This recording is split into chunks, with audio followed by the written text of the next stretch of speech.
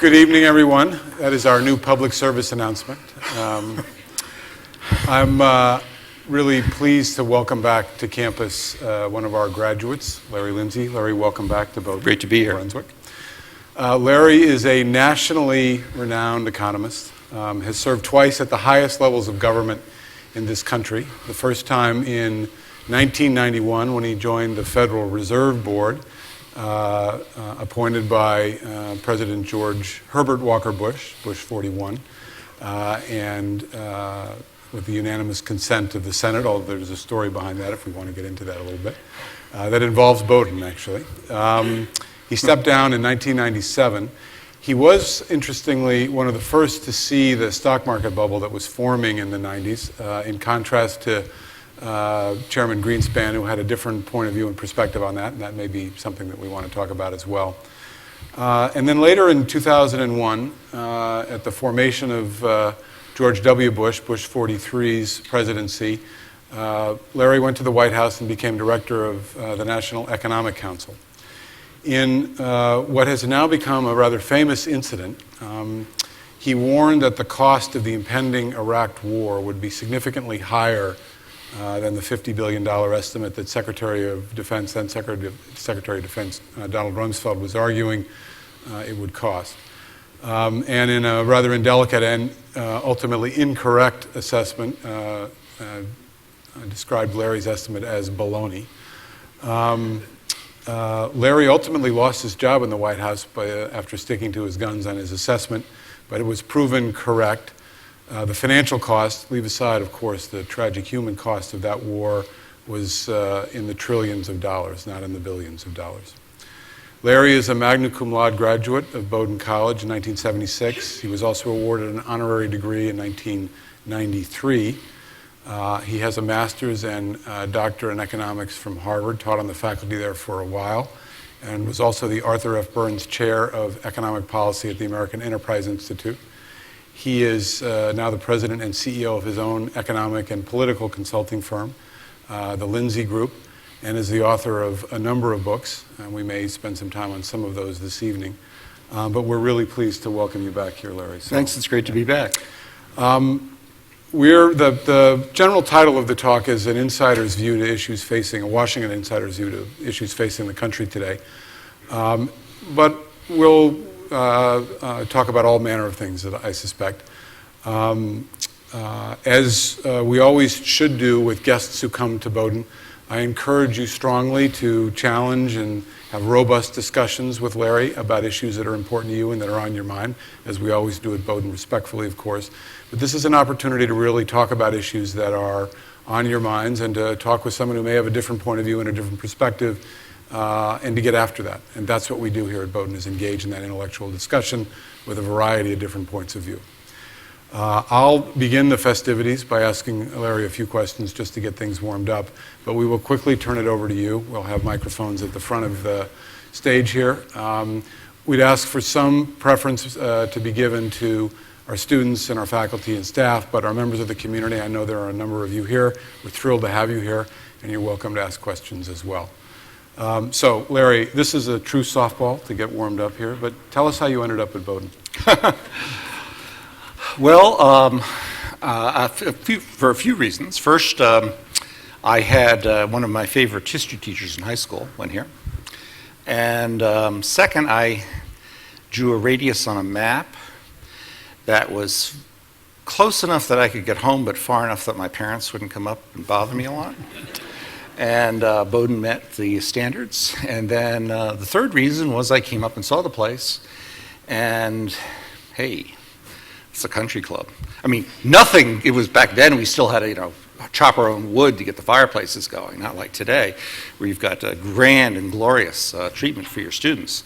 But it's a great place. And what really convinced me was you had an admissions policy back then that stressed something called the long suit. You wanted a well-rounded class of individuals and not a class of well-rounded individuals. And that meant I was going to meet a variety of people, and I did. All right. So we're going to speed up the pitches here just a little bit. But you obviously, as I said, spent time working for President Bush in the White House. What is it about working in the White House that is not understood by those of us that sit outside of it? What is that experience like? What's the work like? And what is it that we should understand better about what goes on in the White House as citizens that we don't really see every day? Well, the first thing is how small it is. And that really struck me on 9/11. And it's why I come to that when people ask me a question like that. So that morning, my office, by the way, was basically right above the Oval, all right? And we had our morning meeting with my staff, and we always had CNBC on with the sound off, and we saw the first plane hit the World Trade Center. And I said, oh my gosh, what a terrible accident. I think we're going to have problems because the stock market's right there and things like that. And then we saw the second plane, and it was obviously not an accident. And then about 3 minutes after that, the Secret Service came running down the hall, shouting, "Run, run, run, incoming plane." Well, White House is a tiny place. World Trade Center is a great place. And they wanted us to go into the basement. And I thought, see what just happened to the World Trade Center? I really don't want to go into the basement. And so I stayed in my office. I called my wife and I said, I think we're going to be at war. Keep the kids safe. I'll be home when I get home. And finally, the Secret Service kind of basically forced me out. But it's a very, very small place. We ended up leaving and hiding behind the Chamber of Commerce building. And anyway, it's a small place. It's not like the halls are not like if you watched West Wing. They have rooms to 3 people to walk abreast down the halls. No. It's not like that at all. It's quite small. But that leads to the second thing is when you're working in a confined space with a lot of people, and everyone is working long hours and long days, you either have a team that's functioning well or you don't. And within almost all administrations start off with a team that is functioning well. It doesn't take long for office politics to intrude and create conflicts. And again, I was in the Reagan administration, the first Bush administration, the second Bush administration. For Clinton, I was at the Fed and was there a lot. My job had me go into the Obama White House a lot. I'm figuring how this place works. And office politics is an amazingly corrosive force. And there, I do recommend that you watch House of Cards. I don't know how many of you have watched House of Cards? Okay. Well, we don't strangle a lot of dogs, and we don't push too many people in front of subways. But otherwise, that's basically the way it works. So, it can get pretty nasty after a while. But I think it's part of the natural process of any office where people are, forced to do a lot of things under a time constraint and are in closed quarters. All right. Third one. Tariffs, protectionism are generally contrary, at least as I was taught when I took economics at the University of Chicago, to conservative economic thought and policy. So give us your analysis and thoughts on President Trump's tariffs on steel and aluminum. Sure. First of all, economists generally agree with each other more than others agree with economists. So it's not I think in general, economists think tariffs are a bad thing, and it goes back to David Ricardo in, I guess it's the 1840s. So it's been around a long time. And it's true. There is an excess burden, a loss to an economy that has tariffs. Okay, that's what you learned probably as a freshman? You were an economics major? I was. You were? Yeah. What they probably didn't have you do, unless you did it on a problem set, was figure out how big that number was. And we now have an average tariff rate in America of 2%. So I did some back of the envelope calculations on this tariff. Let's start with the steel tariff. And even before they rolled it back, which they did, it was less than 0.1% of GDP. Okay, these are rounding errors. Right? There's a line out there that economists prove they have a sense of humor because they use decimal points. So, we're well to the right of the decimal point here. The other thing that is a more sophisticated question is tariffs are a bad thing when everybody's playing by the rules. China's not playing by the rules. They're cheating like mad. They're stealing us blind. They're stealing our intellectual property. They're treating our firms badly. Okay, well, what do you do to make them play by the rules? Now, the last 3 presidents, Clinton, Bush, and Obama, decided it was better not to confront them. And we can go into long reasons why that's true, and I think their decisions were a wise one. Trump has decided to confront them. And why don't we say, as an economist, my net gut instinct is I wouldn't do it that way, but let's see how it plays out. And I think that there's a lot of Trump derangement syndrome in the country, i.e., if you attach the word Trump to something, people go, oh my God. There's actually, in the process, and I talked about the West Wing, there's actually a lot more than meets the eye here. So, for example, those steel tariffs, there was an end run in the policy process that got them announced. When everyone else found out, the process took hold. And as of last Thursday, 2/3 of our steel is now exempt from tariffs. Our steel imports is now exempt from tariffs. Just rolled it right back. China, oh my God. Well, lo and behold, we found out last weekend, the Secretary of Treasury and the U.S. Trade Representative are in Beijing, and the Chinese say, let's negotiate. So, let's let it play out. This is game theory at work. Maybe standing up to them will produce some results. Maybe it won't. We'll see. But the answer to your question is, yes, on first instinct, and certainly in freshman year, tariffs are bad. When you get to higher level calculations, game theory, for example, what the tariff actually looks like, it gets a little bit more complicated. So you're a supporter of where he's going now? No, I'm agnostic. My job, so here we'll probably talk about, you mentioned leaving the White House. One thing I learned is that I tend to be a pretty outspoken person, and Clayton, you were exposed to that a bit at dinner in ways that fortunately we're in a private setting. All good. Well, I tried to make sure I never had to travel up when there's snow on the ground again. But he said I failed. I don't know.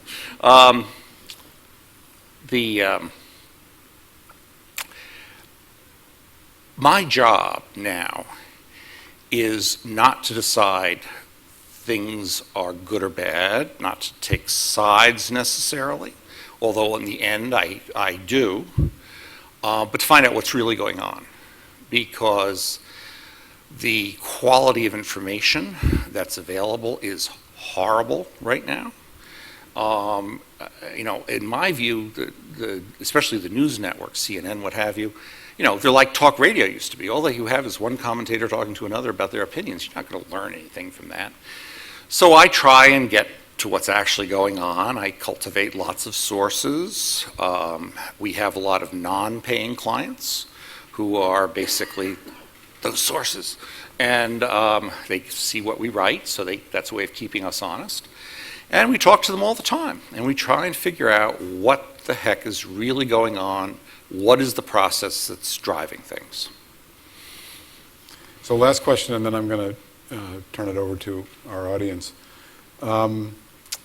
The tax plan that was passed, which you talked a little bit about at dinner and said you spent some reasonable amount of time working on, having been involved in taxes in the government since 1981, I think you said.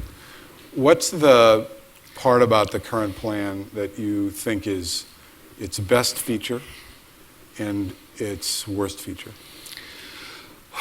Okay, well, first, I've learned that I'm at an age where I forget what decade I met somebody in, and that's true in Washington especially. I'm actually the grayest of graybeards in town on working on tax bills.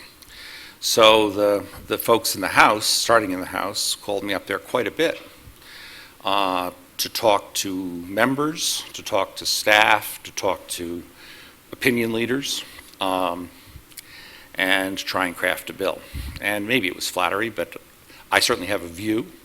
Where they started, by the way, was what I learned in graduate school 40 years ago almost, was the perfect tax bill, what it should look like.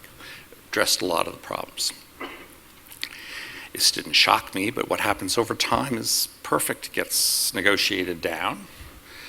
And that happened to this bill. And I think we ended up with pretty good, which is pretty high standard when it comes to legislation in Washington. So what is the worst part? The worst part is the... Let me press you on so what specific feature of the bill do you think is most effective or will have the most positive benefit for the country? I think it's the first one is full expensing of investment, and closely related to that is the cut in the corporate rate. We were the worst country, save possibly Japan, in which to open a new plant and stock it with equipment in the world. Our share of world GDP is 22%. Our share of the world capital stock is now down to 17%. We are less capital intensive, I don't mean to use a technical word, but you have a picture of what I'm talking about, than the rest of the world. We haven't built anything here. We've taxed it really highly. Just moving that 17% up to 18% will be an extra 1% of GDP every year until we get to 18%. That's a lot. And what we've just done in the tax bill is basically cut the cost of plant and equipment investment by 10%. Not the tax on plant and equipment investment, the actual cost. 10%. We just had a bargain. We just had a bargain sale. You can now pay 90% what you paid last year for new plant and equipment. And we are now probably the best country in the world in which to open new plant and equipment. And I really believe that's what we needed to do. If you look at why the expansion of, say, call it 2011 to 2016 was the worst in US history, it was because capital formation was cut by 45%. The rate of capital formation growth was cut by 45%. The rate of total factor productivity growth was cut by 55%. How do you turn it around? Well, you address those two problems, and they're related. So that was, I think, the best part of it. I'm going to add one more. I'm going to give you a longer answer than you wanted because you're on my favorite subject. What people do not realize is how focused the final tax bill was on middle-class families with children. So a lot of the corporate stuff was paid for by closing loopholes, especially ones that allowed foreign companies to operate overseas and not pay taxes. But of the $1,500 billion in cost, $800 billion was for the child credit, expansion of the child credit. Companies don't get child credit, rich people don't get child credit. In addition, there were other middle-class tax cuts. Most of the bill is a middle-class tax cut, but it was particularly focused on families with children. And this is something that I've long believed in because I think that's where the greatest burden is. And when I put together President Bush's tax plan he ran on in 2000. We doubled the child credit from 500 to 1,000. This bill doubles it to 2,000, and I think that's a really good move that I think is going to change a lot of the dynamics in the country. Worst part? Oh, the worst part, there's dozens and dozens of them. Tax bills are long because each member wants something. And so there's a lot of crap in all tax bills, including this one, that are needed to get the votes. And that's always true. I mean, I've been through so many, I know that's going to happen. I will say, though, that this bill was the least affected by these because of a very clever idea. I don't think they thought it was clever, but it was. The original plan was to have the tax bill pay for itself using dynamic scoring and having an official score. Well, if you do that, you got to really do bang for the buck. Every dollar you spend had better have a lot of economic payoff, or you're not going to get the payback. That's where we started. And then we had to compromise those things away. But if you start there, you delay the pigs coming to the trough for a long, long time. And it really wasn't until the carrion coming to the bird, or whatever you want to think of it, the roadkill. And they were delayed pretty much until October. So the bill, I think, has less of that sort of stuff in than would normally be the case. But there's a lot of it there. I wouldn't even know where to begin. All right, thank you. All right, questions? Nope, thank you. Well, I'm going to keep throwing them. So, questions for Larry? Come on. I'm sure you'll be easier on me than Clayton's about to be. Yep, So. come on down.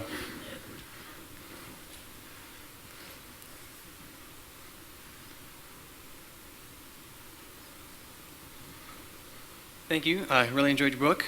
Thank you for buying it. Sure. In your book, you argue that the ruling class's newest form for the past century or so is the group that calls themselves progressives.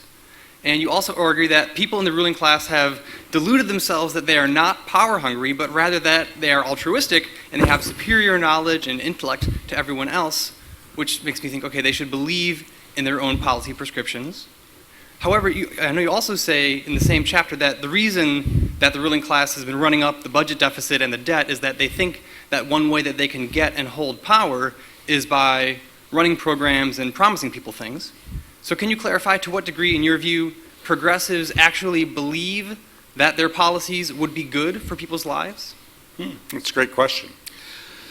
So one of the things that you have to do to be a politician is be able to hold more than one thought at the same time. And all the thoughts you may hold may be worthless, but you have to be able to scramble a few of them. So let's start with the general theme here.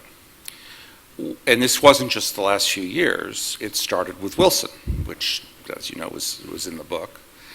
And the idea that Wilson had was that Congress really wasn't smart enough to make decisions. And what we needed were experts to make decisions for us. And so we began the process of moving decision-making to agencies that were headed by experts. Now, I got nothing wrong with the experts, right? I mean, just look at my resume, all right? There's nothing wrong with experts. But over time, if you're in that position of power, you tend to feel more and more entitled to it. It's very natural. I'm not saying these people have moral turpitude to it. This is just what happens to people. And when confronted, they take whatever actions they feel are necessary to hold that power. That happens over time. Well, that gets to the last piece. I think that the spending piece of this is largely driven by a desire to hold power. And it's a very pragmatic way of holding power. I think the part that I I think is most offensive to ordinary people is the moral superiority piece. And I actually think that's why they lost the last election. When you tell people, they're, let me see if I remember the words, despicable and you can't change. What was the other one? Deplorable and anyway, she said they can't, all those words. That actually offends people, right? And it's, even if you're not one of the people she was talking about, probably your chances are one of your neighbors is. Now, that's not true in Manhattan or in Hollywood, but it's true most of the country. And, but a lot of them actually feel that way. And that was one of the things I was trying to point out in the book. Look, I'm a member of the ruling class. You can't be a Harvard professor, a Fed governor, and served in 3 White Houses and not be part of the ruling class. And I said in there, I think we've frankly done a lousy job. And here's why people are mad at us. And the book was written in 2015 because in part I was being predictive that I think we're going to have a populist surge. And in part I was trying to counsel some readers that there were ways of preventing it. That didn't happen, but hey, that's the way it goes. By the way, the book is available at the bookstore. Now, I looked to check on that. The trouble is, you have to look hard, because even though they knew I was coming, they buried it in the far corner of the bottom shelf. Okay, so... At least we didn't window dress, You know there was no window dressing. Right. Anyway. Yeah.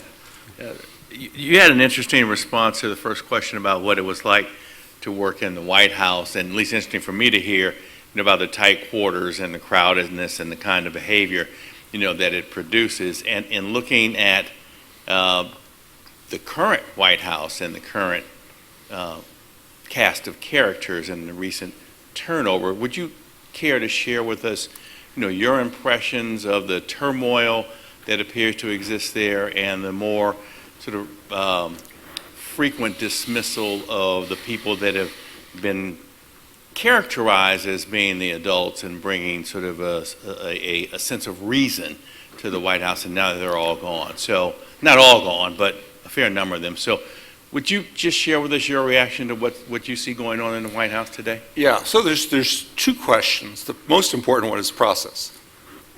And frankly, the thing that surprised me most about Trump was the turnover problem.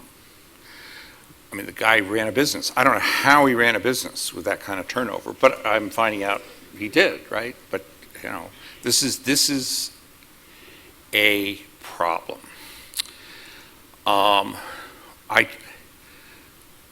try to figure out why, and I go back to the basic theme in the book and what happened.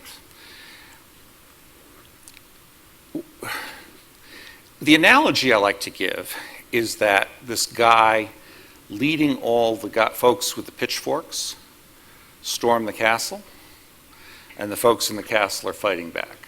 I think that's very much of what's happening, and largely out of self-interest.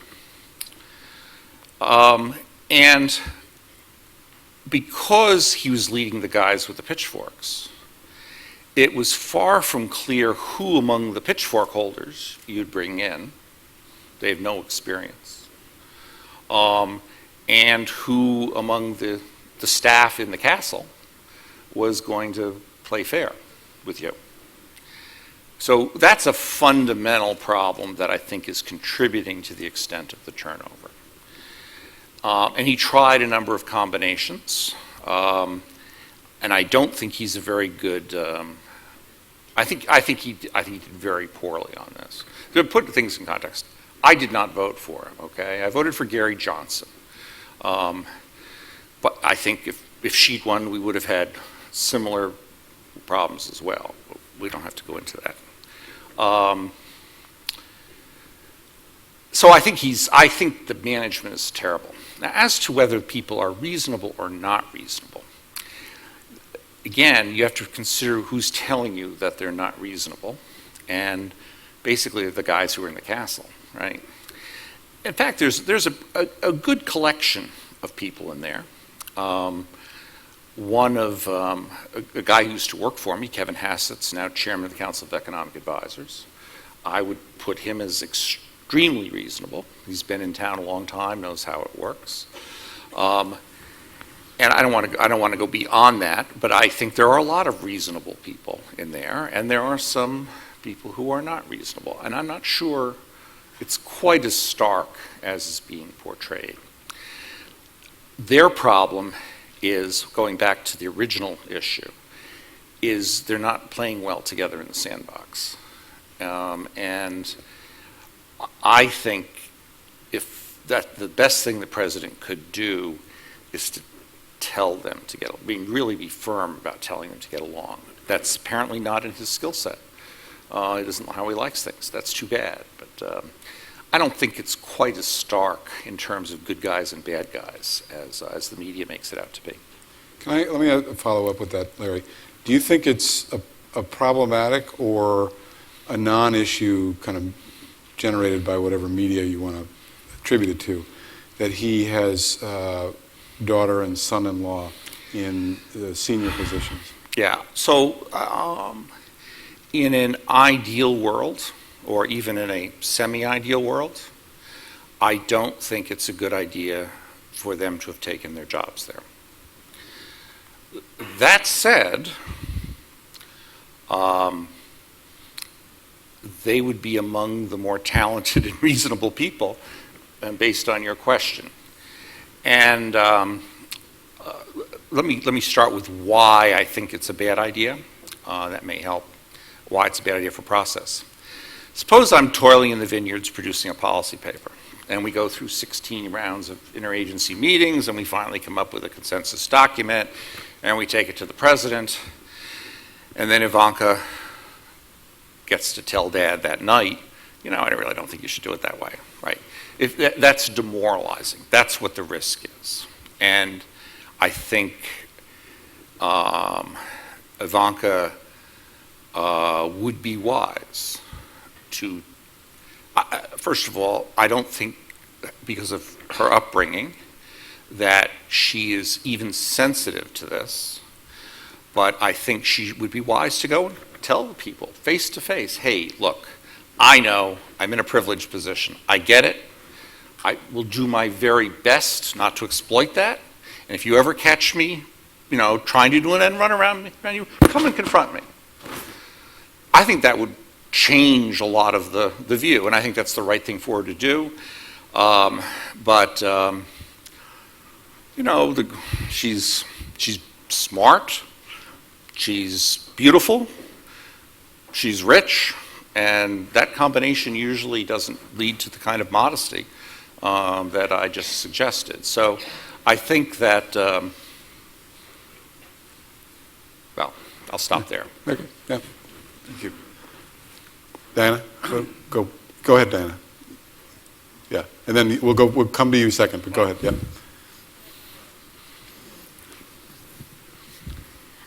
In a speech you once gave, you stated, and I'm going to quote, in the short term, one can rely on a sense of guilt or charity or a fear of enforcement to motivate behavior, but it will not last. The only permanent motivating force in this world is self-interest, end quote. So if you believe that self-interest is our society, our humanity's only lasting motivating force, how can you expect the wealthiest in this country to practice what you term compassionate conservatism? And why aren't we enforcing caring for our country's, for each other's basic needs? Great question. So first on the issue of self-interest. That's true not just for the rich, it's true for everyone. And a lot of voting behavior on both sides of the political spectrum, including those who think of themselves as morally superior and enlightened, is actually driven by self-interest. So I don't know how we get around that. Again, I just think it's the way it is. What's interesting is that there's also a phrase which I think is closer to my view called enlightened self-interest.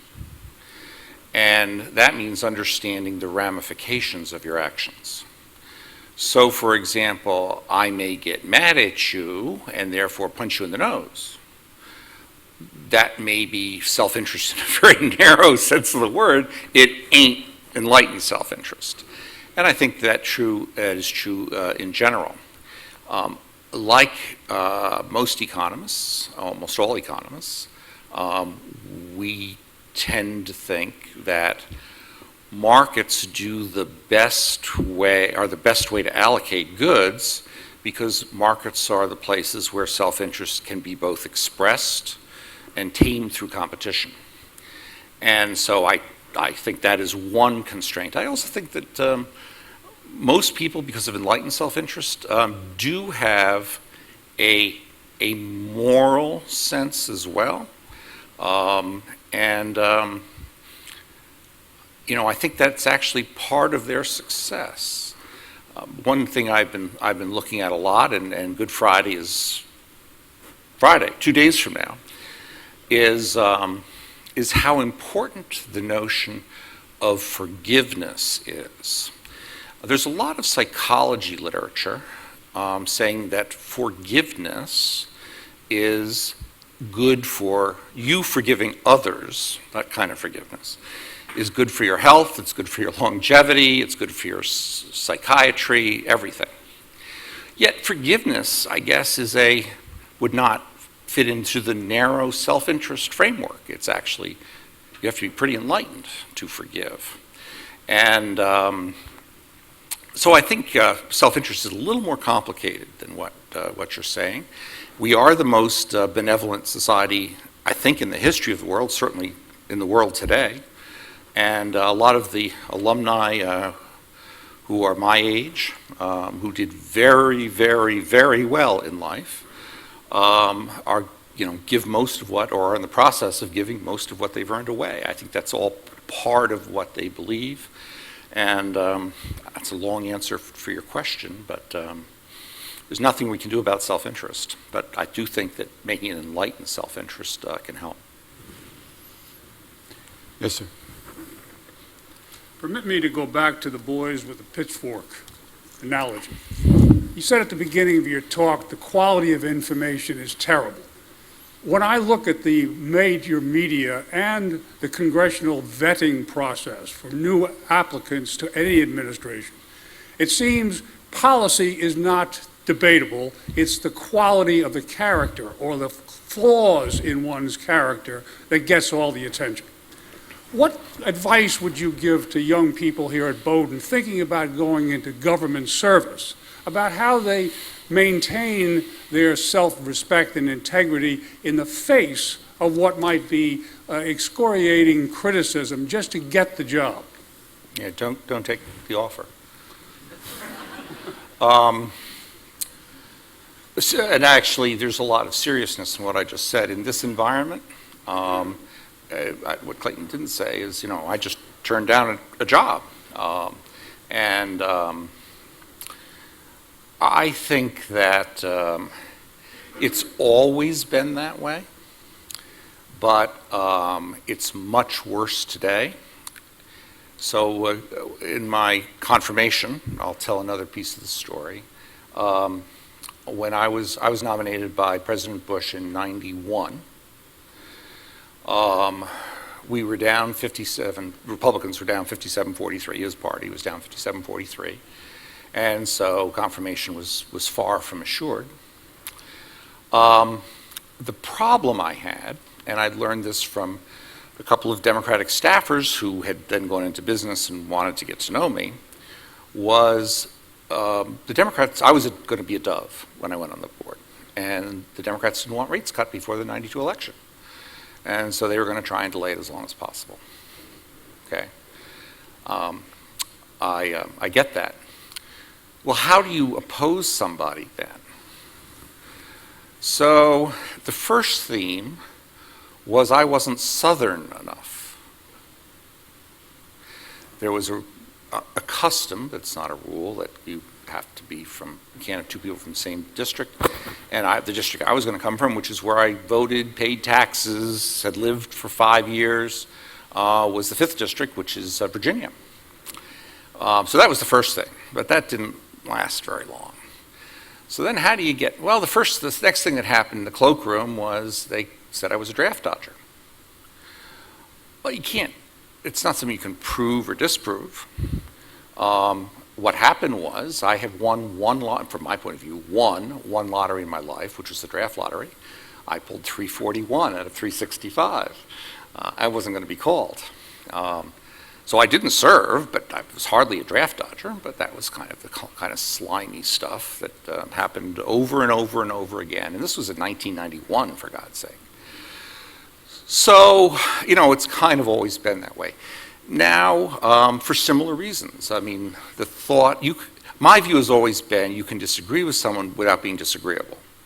And that thought has vanished. And now the idea is if you disagree with someone, what you do is you resist. That's the current word. You stop them from ever getting in. And do everything you can to do it. Frankly, I think that's a mistake by the people who are doing it. What you actually want, if you don't like the president, what you should actually do is staff his administration as quickly as possible. Because the people that you're going to be confirming are going to be making the decisions rather than the guy in the Oval Office. So you're also hurting the country, by the way. One of the guys who worked for me a while ago is now Secretary of the Army. Perfectly reasonable person, okay? He was held up for 6 months. Now, to me, having a Secretary of the Army, with all that's happening in Korea, kind of was a smart thing to do.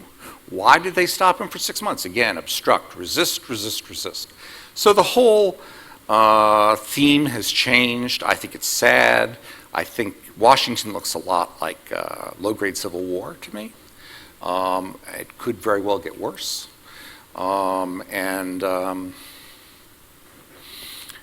I don't have any good news.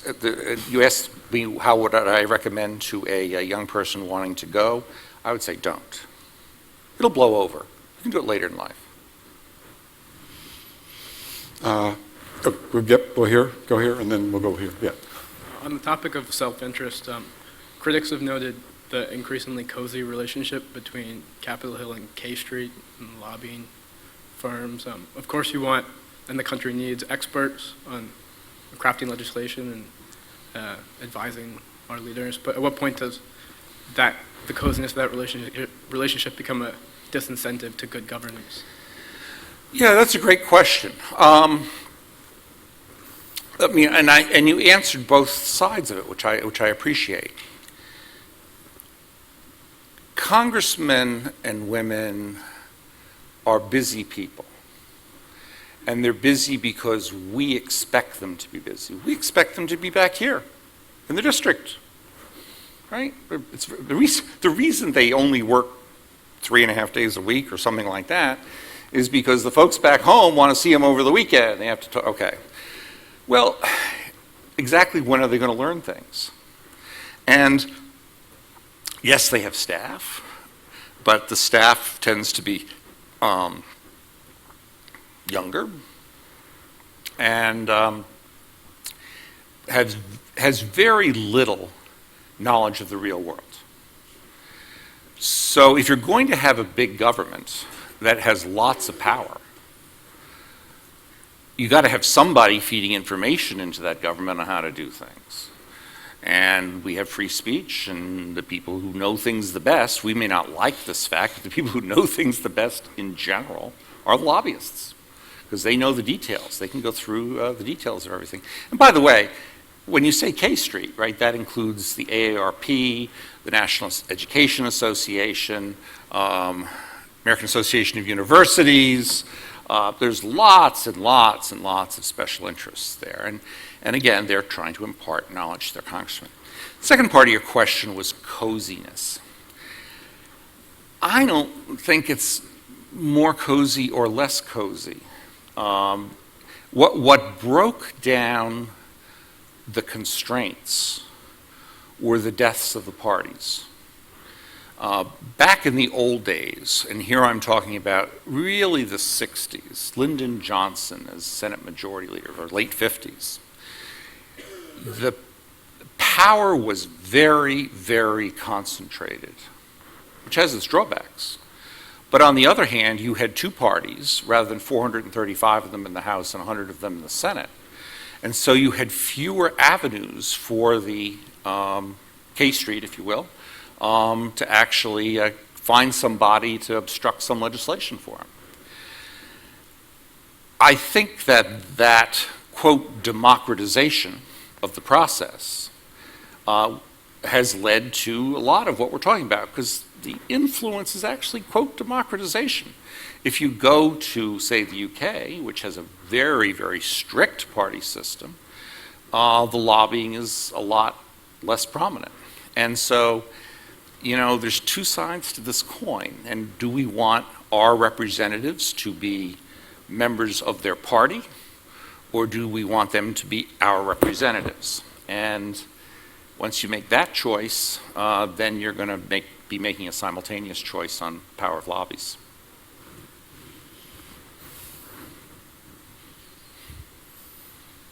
Hi, thank you for coming. So I have an economic policy question.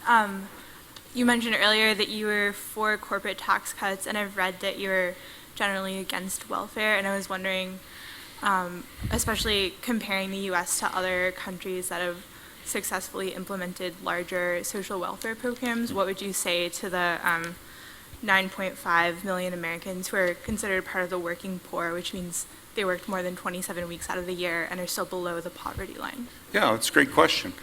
Let me answer, I'll answer the second one, then answer the first part of your question, which is on corporate taxation. I think, and I said this in the answer to the question about the tax cut, 800 to the 1,500 is just a child credit, just for the child credit. Most of it's refundable. And it's targeted at exactly the people you're talking about. So in that context, I mean, there are other changes I would make in addition to this. As I said, I've long advocated increases in the child credit. I think it's a much better way to go. As far as other countries' quote social welfare concerns and corporate taxes, in 1989, when the wall came down, our federal state corporate tax rate was 39. The rest of the world, this is the OECD, the advanced countries' average tax rate was 42. Last year, ours was still 39. Theirs was 24. The rest of the world has figured out that if you want a company to build a factory in your country, you better treat them well. We have finally figured that out. So I don't think they have a higher moral standard than we do. I think they're more clever. The other thing that, you know, we often get berated as a country for being cheap. 18% of personal income in this country is a transfer payment. 18%, okay? That's about $2.2 trillion. Another way of thinking about that is that it's about $7,000 for every man, woman, and child in the country, whether they're poor or not. $28,000 for every family of 4 in the country. The shocker to me is, show you how bad the government is they're spending $28,000 for every family of 4, and we still have people in poverty. That's pathetic. But that's program design. That's not a lack of spending not enough money. $28,000 for every family of 4 is a lot of money.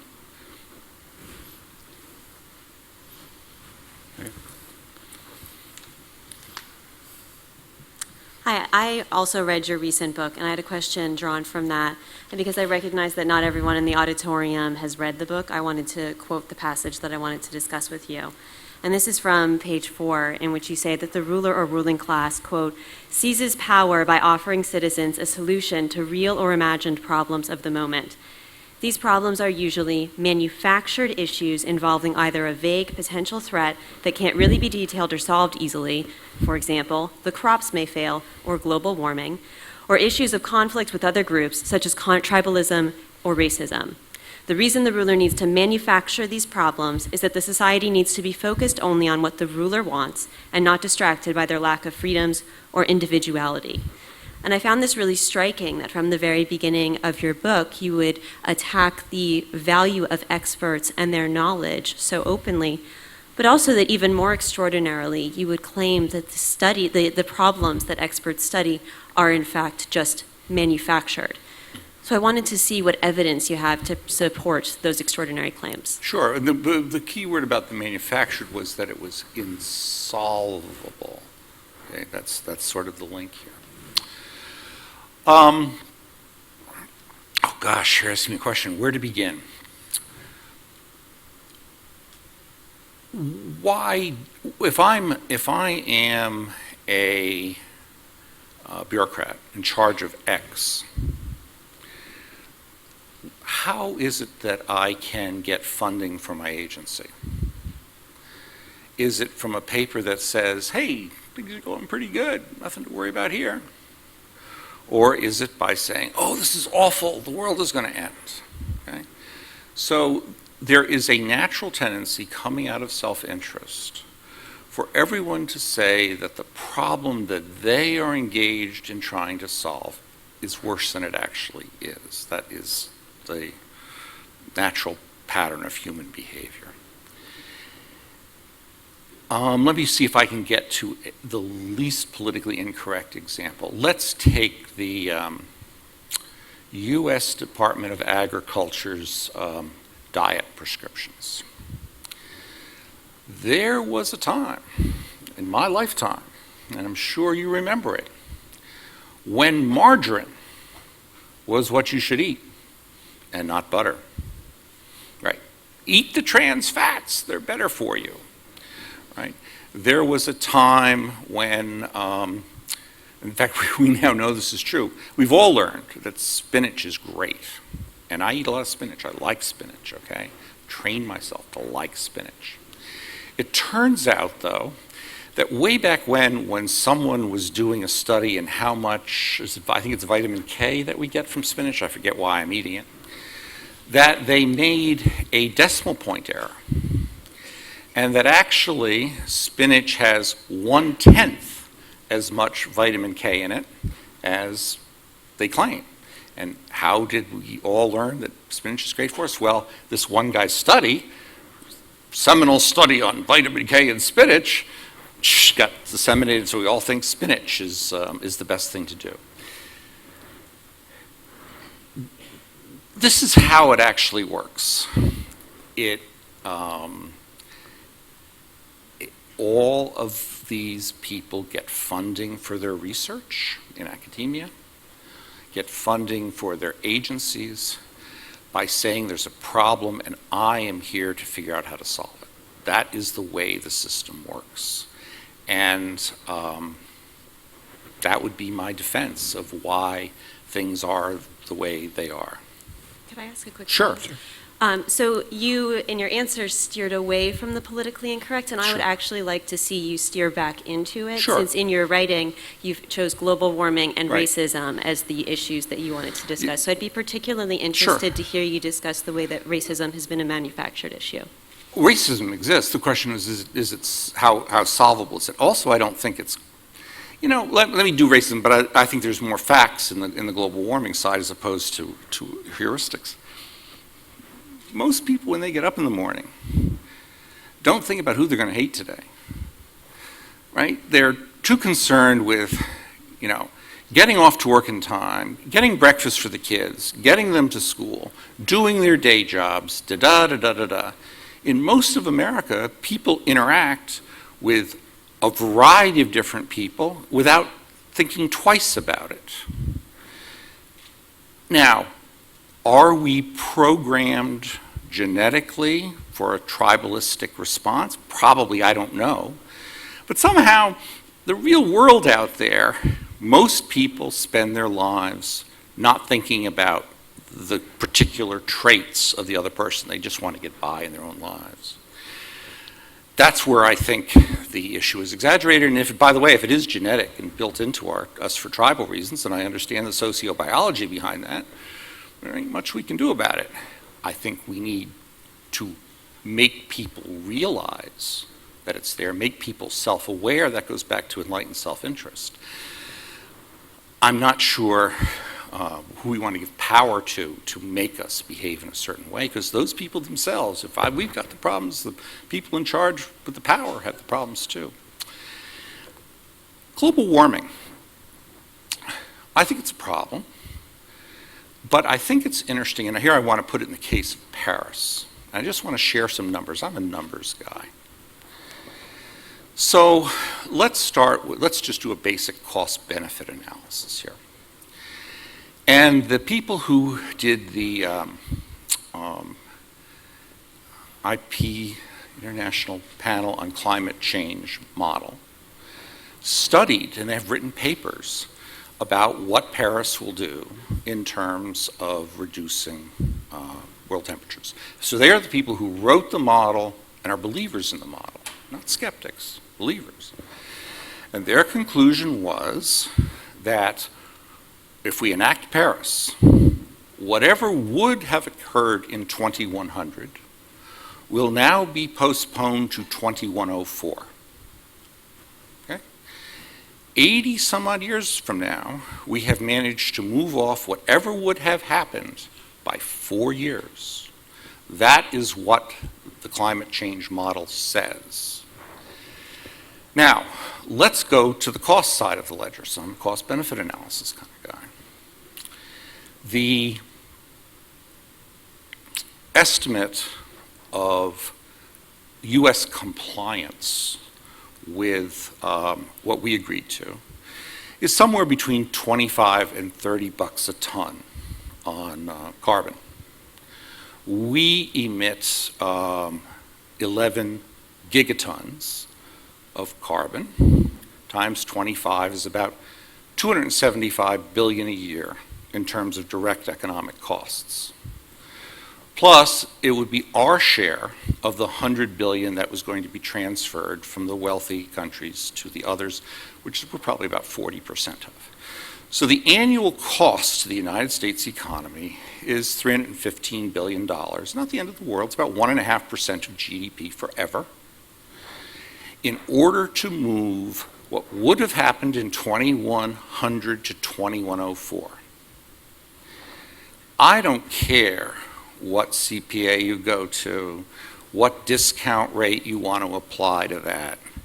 This was a really rotten deal for us. It just didn't make sense economically. Those are the numbers, and that is accepting everything that the people who say that climate change is a problem say. We can get into the facts otherwise, but hey, if you look at those numbers, 4 years of delay for $315 billion a year to us? No, I don't think so. There's an example of exaggeration. Sir? I just want to follow up on one thing. The climate is not my area, and so I can't follow those numbers. Margarine and spinach are areas, but race is something I know a little bit about, and I just want to use that as the launching point here, Larry. The example you gave was really, or the description you gave, I think, was the idea that people don't get up in the morning and they don't actively think about these issues. There's a whole strain of thought around the issue of race and difference and implicit bias. I don't even want to go there. I just want to link it to the question that Megan asked about the elite and the elite in power manufacturing a problem, and I'm at a loss to understand that link between the description you gave about how we operate as human beings every day and the manufacturing of, and we could go to the numbers, and that is an area I know something about, sure, and talk about the profound impact of race on outcomes and opportunities in our society. and basically do what you just did with climate and relate it to race. So I'm at a loss here to understand that. My view is that we should do everything we can to achieve a colorblind society. That's what Martin Luther King said in 1968, right? Measure people by the content of their character, not the color of their skin. That should be our target.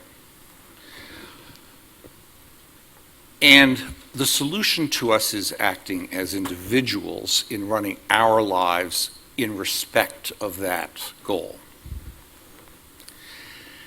Let me give a contrary case. Tom Espenshade, who taught me demographics here at here at Bowdoin, went on to Princeton to write a book, wrote a great paper on admissions policies at elite colleges. I think we were probably one of them. There were 20 of them in the study.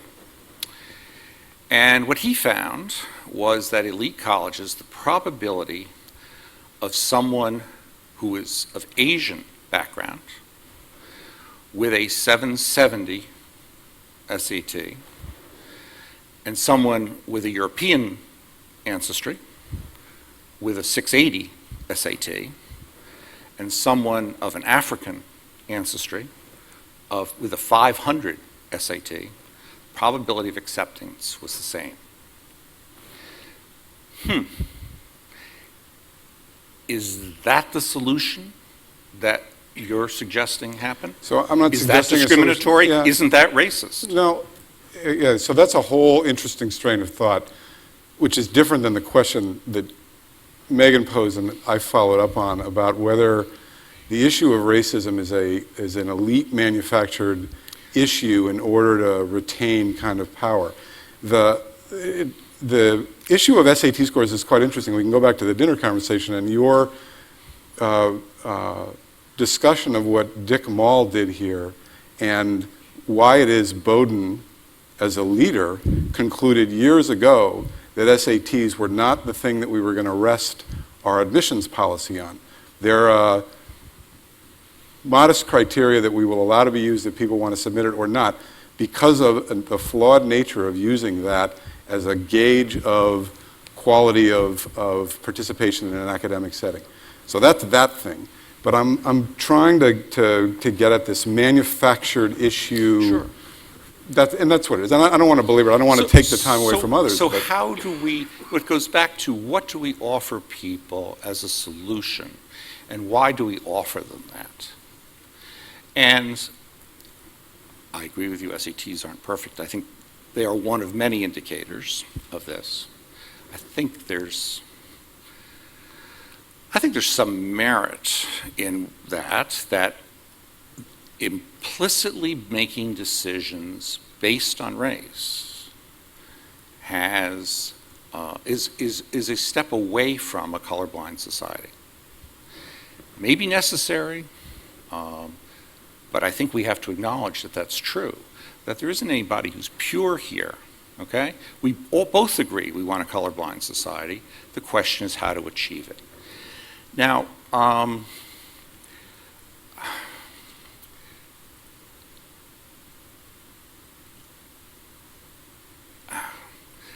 I mean, here we're going to get into real politically incorrect territory, which I sometimes adds more heat than light.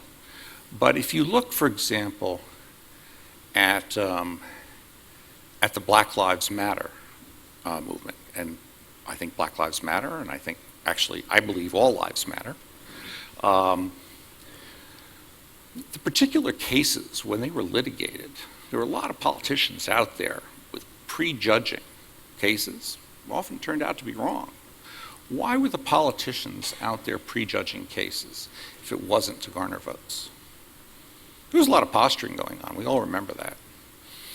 Lots of cases. Missouri case, for example, Florida case, the Baltimore case, which I was exposed to. Juries acquitted. So why was everyone posturing? Why was everyone jumping to conclusions? Why was everyone saying these people are guilty before the facts are even out? Wasn't it political posturing? Wasn't it to get votes? So that's the elite Well, manufacturing. That's an example of it. Okay, so that's helpful because that's the question that I wanted to get at here. Okay, so thank you. Yes, sir. I think we'll make one more. You've got one? And, yeah, we'll go here and then one more, and then we're running out of time. But yeah. Thank you for coming. So given your previous question and the examples that you provided, could you please explain, if you believe, what does economics overlook? Is there anything that you think can't be measured by economics? And how might economists and people from other disciplines, such as sociology or other humanities, work better together to understand and interrupt things such as racism and the income gap in our country? Yeah. That's a great question. So what does economics overlook? And the answer is almost everything. I think my profession, by the way, I had a meeting with some students here earlier, and this sort of question came up, has gone astray because, particularly at the academic level, our focus is refining ever more carefully the third decimal point on some parameter value. If you read the literature, that's where it is. And we've kind of lost context or lost attention on bigger picture items. And I think we are in the middle of a macroeconomic experiment in this country that is very profound. And we're not, as a profession, being honest about it. If I may have about 2 minutes to explain that. You can have 3. I can have 3? Okay.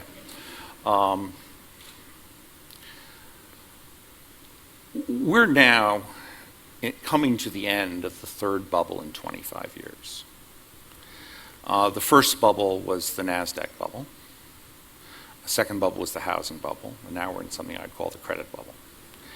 And in each case, the Fed accommodated the rise in prices by making monetary policy easier than it should have been. I think they did it in part from personal self-interest. It's a lot more fun to be bringing good news than bad news. In part because of political self-interest, and in part because they thought, maybe it's the right thing to do. All 3 of those could be correct. Well, each time we made the bubble a little bit bigger, and the bubble that started in 2008 was close to the bubble of all bubbles. We took the size of the Fed's balance sheet, which you might think of generically as how much money there is, from $800 billion to $4.5 trillion. Increased it by roughly a factor of 5. We also said at the time that this wasn't going to be permanent. Why did we print all that money? The Fed said so. Because if you print the money and you buy up all the safe assets, i.e. government bonds, then the rest of the public is going to be forced to buy riskier assets, like stocks. And that's going to push the price of the stocks up. And people are going to feel richer. And when they feel richer, they're going to spend more. And that's the way we're going to grow the economy. Very explicit about it. Okay, stocks went up. Didn't have that great. We had the worst economic expansion ever. But who knows? Now we have to take the money back. So let's see. If printing the money causes the stocks to go up, taking back the money should cause the stocks to go. Okay. I mean, this is not sophisticated economic logic. How many times have you heard economists saying that? How many times did Chairman Yellen ever say that? Did Chairman Bernanke ever say that? Did Chairman Powell say that in his last press conference? No. Did President Obama say it? No. Did President Trump say it? No. It's just the way it is. Okay, let's be honest, right? This is a challenge. Now, what should we be doing? We should be making sure that even if these asset prices correct, which we all know they have to, that we don't have a recession. So the focus of economic policy, thank you. The focus of economic policy should be allowing the Fed to do what it has to do, allowing the markets to adjust, and making sure that that adjustment is not so great as that it affects the economy. And the reason that I like the tax bill is I view it as an insurance policy. It is a little bit of juice on both the investment side and the consumption side for the economy as the Fed shrinks its balance sheet and as asset prices adjust downward. I think someone needs to say that with complete clarity. Problem Trump has is, he likes the market to go up all the time. Well, it's not going to go up, Mr. President. Sorry. And I think the Fed needs to say that. And I think all members of Congress need to understand that. It's very, very straightforward. And if you think about it that way, you will produce good policy because you'll know what your challenge is. But we've been in denial about it.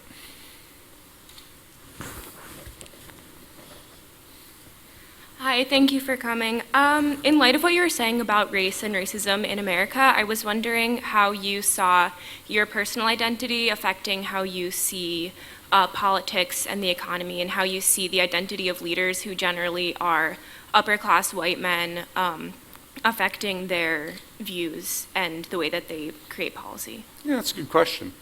Well, I am who I am.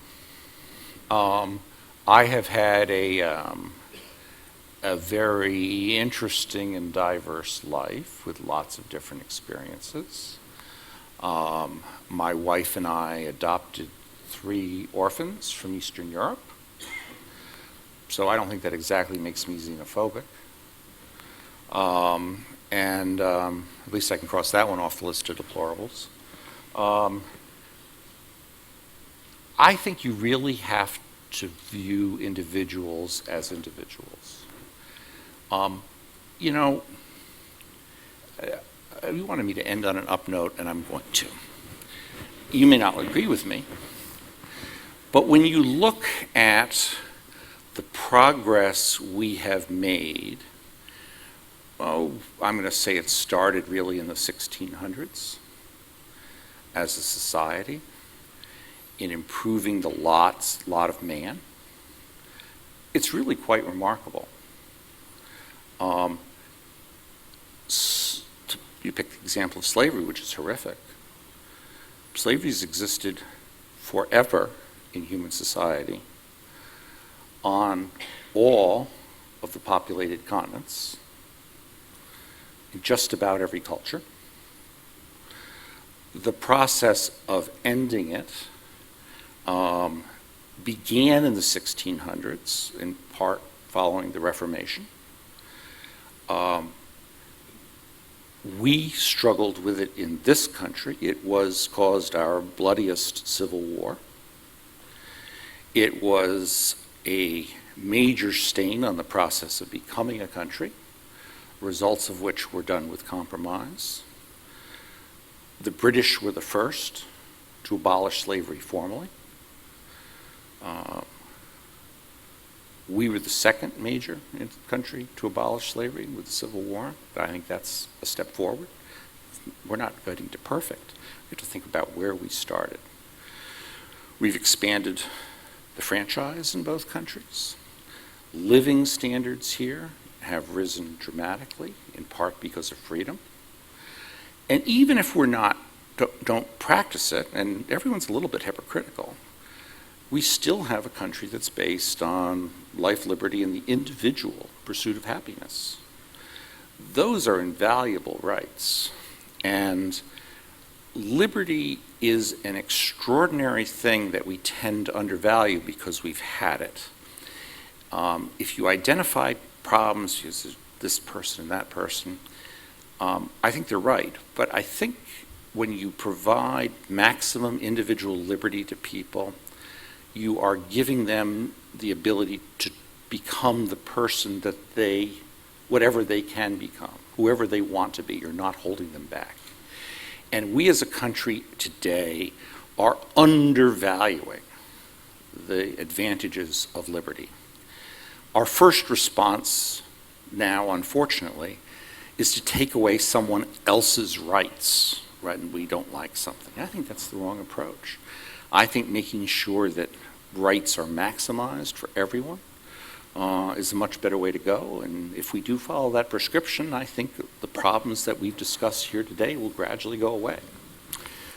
That's my upbeat note. In spite of all the things I said, in spite of urging people not to go into government right now, in the end, I think liberty is the best solution to our problem. Larry, thank you. It's great to have you back. You've been wonderful in being open and sharing your views with us, and a wonderful audience, a bunch of great questions from the Bowdoin community. So thank you for coming back. Next time you're back, it will be warmer and we will not have snow. That's the promise. So thank you.